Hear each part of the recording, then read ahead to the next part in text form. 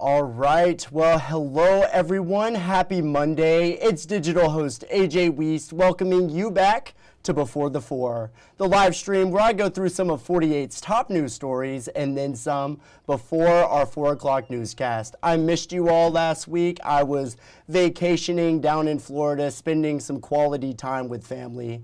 But as always, it is great to be back here in the Tennessee Valley with all of you lovely people. Now, we have quite a bit to jump into today, but of course, wherever you're watching Before the Four today, whether it's on YouTube, Facebook, or the 48 Now live stream, as always, thank you so much for watching and spending just a bit of your Monday afternoon here.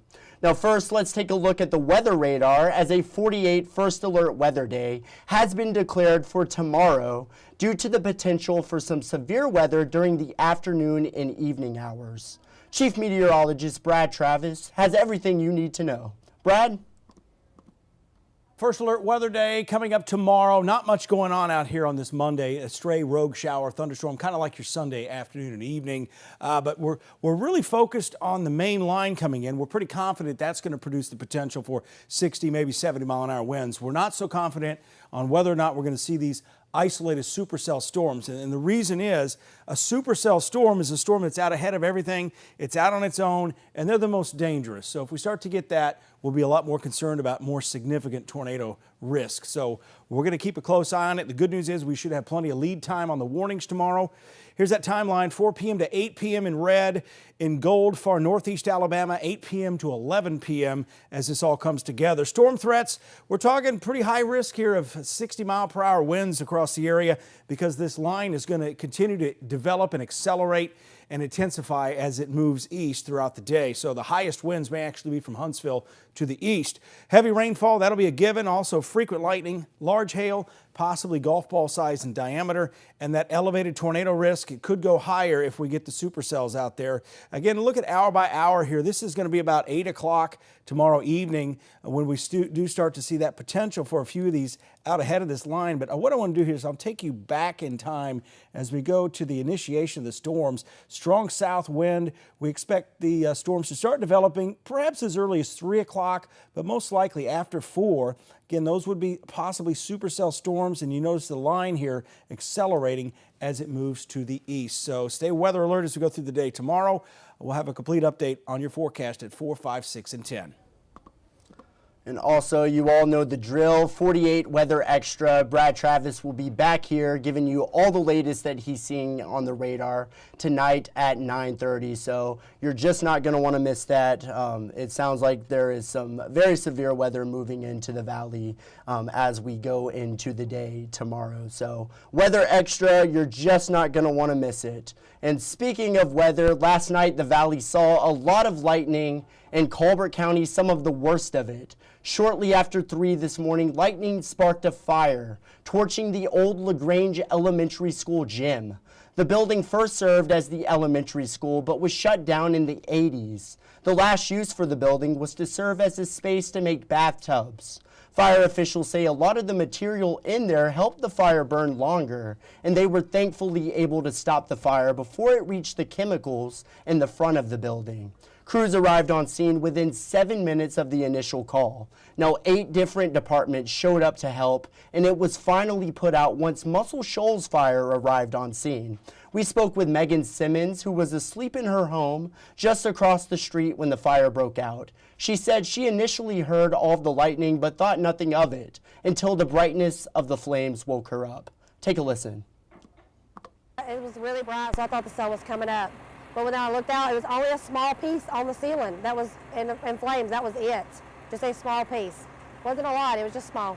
Within 30 minutes, it had already hit the bottom part of the school, and then it was gone from there. There was nothing they were going to be able to do to save that.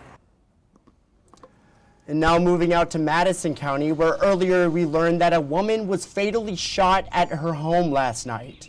Authorities say when deputies arrived on scene on Step Court, they found the woman in the home suffering from multiple gunshot wounds. She was provided care on the scene before being taken to Huntsville Hospital in critical condition. Officials say she was pronounced dead upon arrival. Now, her husband, 64-year-old Gary Wharton, was also taken to the hospital due to pre-existing medical concerns. Upon his release, however, he was arrested and charged with murder. He was booked into the Madison County Jail, where he is being held without bond. And 48's Faith Delp is working to learn more regarding this situation. She'll have more coming up in our evening newscasts. And now with the story in case you missed it. Yesterday, communities in Hartselle and Priceville came together to remember a teen who had been killed in a car crash over the weekend. 48's Noah Cowell has the details. Less than 24 hours after Chloe Hastings' death, over 100 people, friends, family, classmates, and even co-workers all came right here to First Methodist Church to remember and grieve their loved one who was gone too soon. Chloe was killed in a fiery wreck on the Beltline Saturday night. First Methodist Church in Hartselle saw this as an opportunity to organize a small gathering for people who wanted to pray and share memories of Chloe. Students, youth, adults, we all need comfort for each other, and we have a place that we can open the doors, and so that's what we're going to do. We're going to give an opportunity for people to just share this time with each other and bring comfort to each other. What started as a few teenagers turned into waves of people pouring in, hugging and crying, and finding solace with others who knew just how special Chloe was. She had just finished her junior year at Priceville High School. Chloe was a manager on the football team, a captain of the softball team, and even a photographer of the soccer team. Most said she was a constant light in the world. In a time so soon after losing a loved one, this gathering was more important than ever. To be able to have a safe space, a loving community, and an opportunity for them to have spaces to remember and to talk and to cry and to laugh. I've heard more stories that have made me smile and laugh about Chloe. This was needed at this time. In less than a couple hours, I learned so much about a person I'd never met, and unfortunately, someone I'll never be able to meet. But it was clear tonight, as Chloe's father told me, how impactful she was to everyone who she crossed paths with. Chloe's family asked everyone to keep them in their prayers moving forward. Reporting in Hartselle, Noah Cowell, 48 News, on your side. And she will be greatly missed. But now, coming up after the break, we'll talk about some important things to keep in mind when it comes to protecting your skin this summer, and a sweet story you're just not going to want to miss. It's all ahead. I'll be right back in 1 minute.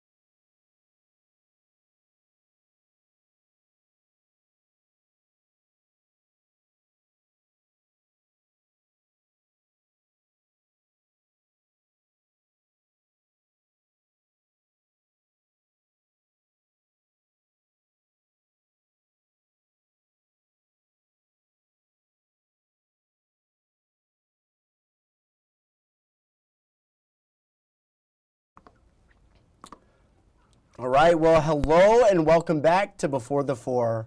Well, summer is practically here, and maybe you're gearing up to go to the beach or the pool quite a bit this season. But it's also important to remember that experts are warning about sun exposure. A new statistic shows you might want to be a little extra cautious this summer. Every year, health officials are seeing more and more cases of skin cancer. It's the most common cancer worldwide, and in the past decade, the number of new cases has increased by 42%. Claudia Peppenhorst spoke with Dr. Joseph Michael Day with Aqua Medical Spa. He said several factors contribute to the new statistic. Detection is getting better, certain generations are seeing the effects of tanning trends, and many people are not caring for their skin today. Dr. Day said for skin protection, be wary of any gimmicky trends online. Protection from UV rays is simple and to the point. SPF 30 will do the trick, as well as photoprotective clothing and wide-brimmed hats. To reduce your risk, limit your sun exposure during peak hours of the day. I have definitely had more and more skin cancer in my practice. You have a little freckle or a mole that's asymmetric, it has an irregular border, its color is funny, it's getting bigger, it's changing. That'd be a good reason to come see us or your family doctor. There is that misnomer that getting that good base tan will kind of protect you and help prevent you from sunburning. If your skin is changing color, you're getting red, you're getting pink, you're getting tan, that is evidence of sun damage. So once that happens, that DNA damage has already occurred. So that base tan, maybe you don't burn as much, but just the change in that color, that is showing you that your skin has gotten damaged, and that is putting you at risk for skin cancer. Yeah, do not forget that sunscreen. Very important stuff, especially in this hot Alabama sun. But now let's check out this sweet story. An act of kindness at a Connecticut hospital is going viral on TikTok. The video shows two teens on a date night buying flowers and writing notes and leaving them on the windshields of cars parked at the hospital. Amanda Pitt spoke with both teens and a woman on the receiving end. Take a look. One step at a time. Get better. You'll get through this. That's what two teens, seniors at Southington High School, wrote on note cards during a date night in mid-April. I saw a TikTok that was similar, and we had nothing to do, and I really wanted to do it as our 4-month anniversary date. They bought flowers to go with the notes and drove to Hartford Hospital, where they went car to car, putting the pick-me-ups on people's windshields. And then we gave away the extra flowers to the lady working the stands. They recorded the whole thing and posted it on TikTok. We didn't expect it to go viral, and how much does that have right now? 500K views and around 100K likes. It was a small act of kindness, but one that touched so many people, from employees to visitors. One woman who says she was here visiting her daughter at Connecticut Children's. She was there for 10 days, actually, and I want to go home after a very, very difficult day. And when I go to the park, and I saw 2 purple flowers on the car with a note, it was a surprise. The note Amel Zubeidi got said, "You will be okay." Someone feel my pain without knowing anything, and he told me, "You are not alone." The TikTok reached so many people, it ended up on Zubeidi's daughter's For You page, who showed it to her mom, who got to see the teens responsible for making her day. I want to tell them that just keep going so. You made our life beautiful. They hope it makes others want to do the same. I hope that it inspires others to do better and be the better version of themselves and help people who need help during hard times. Just a little inspiration for your Monday afternoon there. And now let's go over to the stories that you're just not going to want to miss coming up in our evening newscasts. Speaking with law enforcement on the recent string of DUIs we're seeing here in the Tennessee Valley. 48's Callie Neese will have that story, details on a historic marker opening on Rainbow Mountain, and these are just a few of the stories you're just not going to want to miss coming up in our evening newscast. And now it is about that time.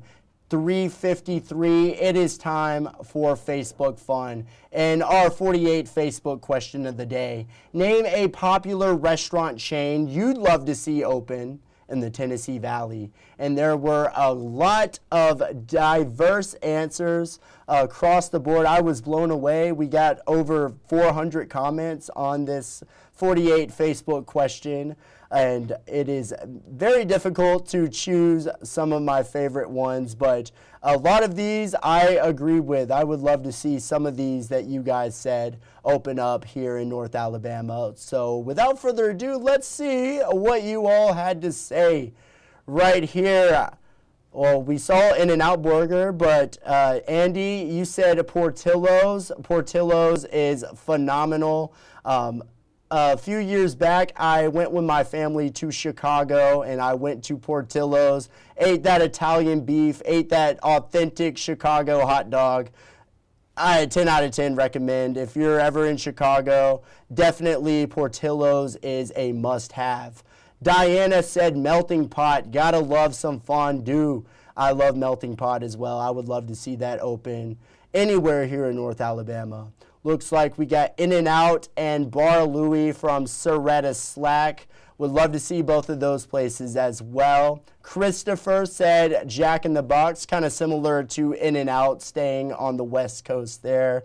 Unfortunately, I don't know if we'll ever see an In-N-Out burger here.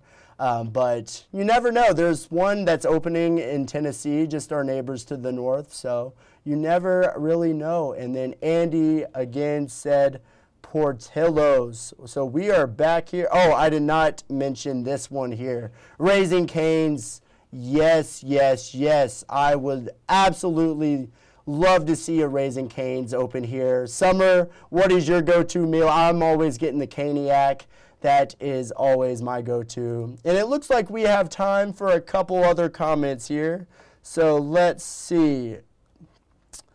We have this one here. I've never had this, but Perry's Steakhouse. I'm intrigued. I love me a good steak, especially prime ribs.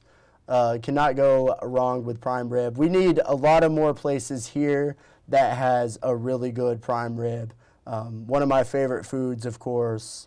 I see this. I believe there is a Fazoli's here. I'm not seeing a lot of them, but I believe I saw one in Fort Payne once. But that might be the only Fazoli's. I think that is the only Fazoli's I've seen here in the Tennessee Valley. And this one's there. We have one right here, Long John Silver's. Holly would like to see a Long John Silver's. No, you're not seeing a lot of these anymore. O'Charlie's. Love me some O'Charlie's as well. Would love to see those open back up here. And let's see, I'm going to try to get one more comment here. Let's see. Oh, yes. Cannot go wrong with some Church's chicken. Probably my favorite chicken place before a lot of them closed down in my area. I know Bojangles is a good one, Popeyes is a good one, but there's just something about that Church's chicken that just hits different. Very good stuff. But y'all, thank you all for commenting on today's 48 Facebook question of the day. You always make it super hard for me to choose some of my favorites. I wish I could show all of y'all's comments. They are super great. But with that said, that's just about all the time I have for today's Before the Four. Thank you all for watching and spending just a bit of your Monday afternoon here. I hope you all enjoy tonight's evening newscast. And as always, thank you so much for watching. You all have a great night.